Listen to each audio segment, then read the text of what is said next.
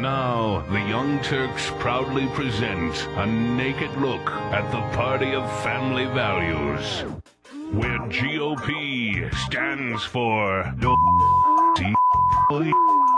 and right to life takes a backseat to right to licentiousness.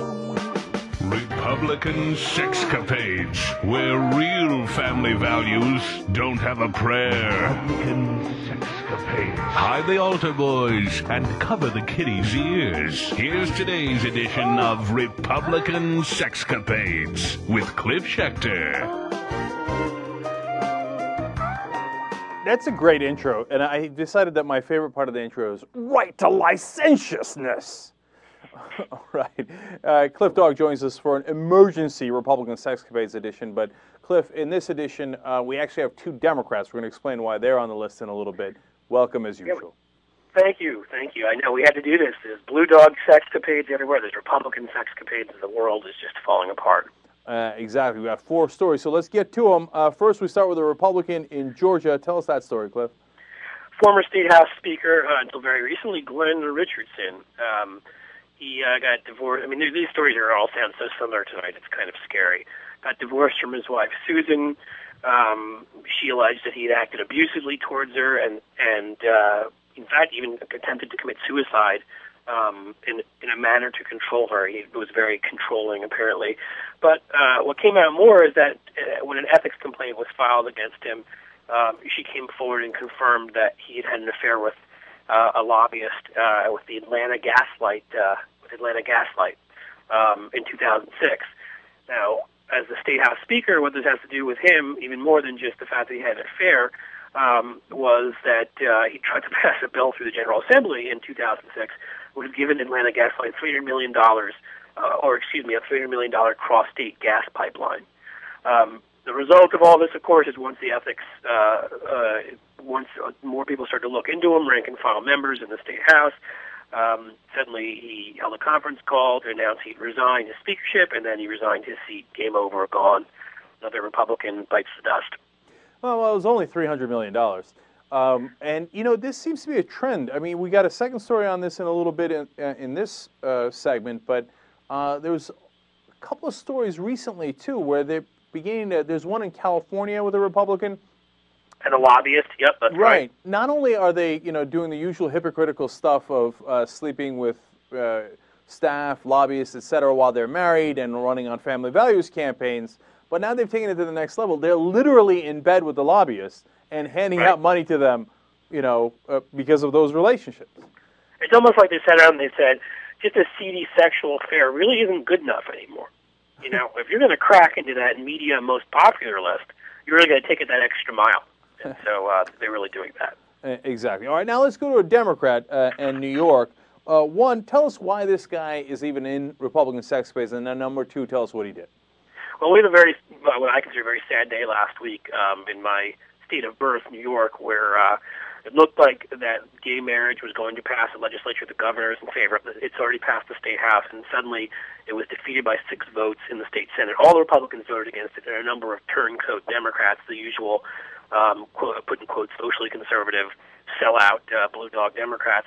In this case, we have a state senator, a guy named Hiram Montserrat, and the reason why his voting against this rings even more hollow than it would otherwise is that this paragon of family values has been indicted on 3 felony and 3 misdemeanor counts each of assault for assaulting his girlfriend with a broken bottle and slashing her face.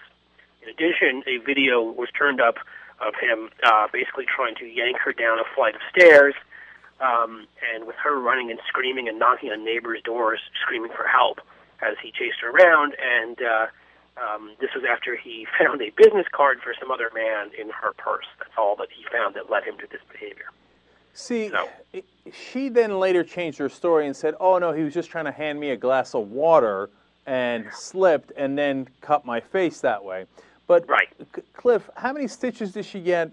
And is that in any way believable, given the videotape of her frantically knocking on neighbors' doors, screaming, and being dragged down the stairs? Yeah, well, I mean, that's the whole thing. I mean, of course, you couldn't believe it. Anyhow, first, she got 20 stitches, first of all. I think it was near her left eye. So, yeah, that's a hell of a trip done by him, right? But second of all, the videotape says it all. I mean, he's trying to yank her, she's clutching a banister, and he's trying to yank her down a flight of stairs. Then she's running door to door, knocking on neighbors' doors, frantically screaming for help. Now, I mean, you generally don't do that when somebody trips and hits you with a glass. I feel sorry for her. I'm not trying to make fun of her here, because I feel like obviously she's probably been abused, and God knows what this scumbag has threatened her with. He's more the problem here, that he's voting against gay marriage and is the supposed social conservative, when the truth of the matter is that the guy wouldn't understand a loving relationship if it, quite frankly, slashed his face. So. Yeah, I mean, he's telling people what kind of relationships they can and can't have. Meanwhile, he's having a relationship where if he just sees a business card of someone else in her purse, he slashed her face. I can't get over the horror of that. I mean, what is he, Taliban? I mean, it kind of reminds you of that, doesn't it? It does, really, doesn't it? I mean, and yet he's still there, voting on these things. I mean, this indictment was handed down on March 23rd of this year. So here we are, 9 months later?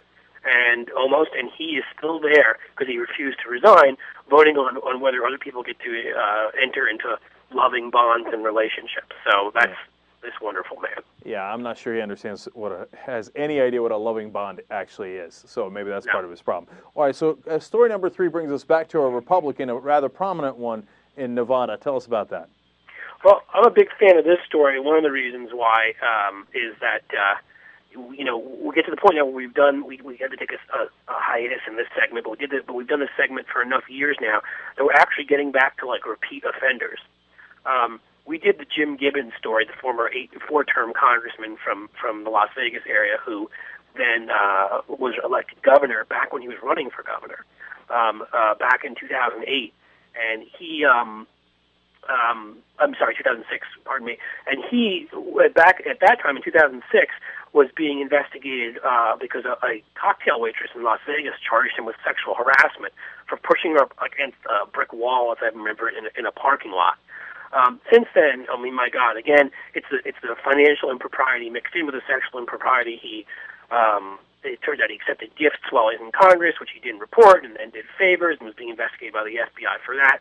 Now, what ended up happening is he and his wife are the first to be getting a divorce while the governor is sitting in the governor's mansion for the first time in the history of Nevada. I wonder how many times it's happened in other states too.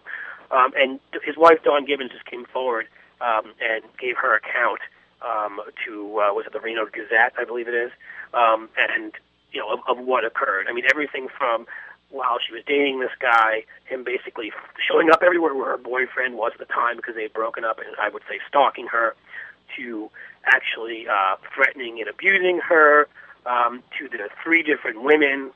Sounds very Tiger Woods-ish. That in fact makes Tiger Woods almost start to look like Doogie Howser. But he's got a relationship going on with a number of women. It's hard to kind of know how many. And then basically went to her and told her he didn't love her, wanted a divorce, never loved her, made her move out of the mansion, sued her to move her out of the mansion when he sued for divorce, and she's now living in some small apartment on the grounds, kicked out of the governor's mansion. Well, here are the parts of the story I like. I mean, sure, classic Republican sexcapades, runs on family values, not only cheating on his wife, but cheats on her with 3 different women, at least that we know of, right? Wait till Jamie Grubbs and Junger and et cetera get into this picture too, or whoever else Tiger was sleeping with in Vegas. So we're going to find out there's definitely going to be some Kevin Bacon action going on there. Right, 6 degrees of Gibbons to Woods. Right. Believe me, it'll happen. Okay, so but that's the classic stuff. But now here's the parts that makes Gibbons extraordinarily douchebaggy, if I can make up a word. Okay. It's a word I like. I like that one. Yeah. One, he tells his wife, hey, don't worry, honey. I love you, and everything's going to be all right. Just hang in there with me. Go to all these press conferences and cover for my ass while I'm trying to get elected.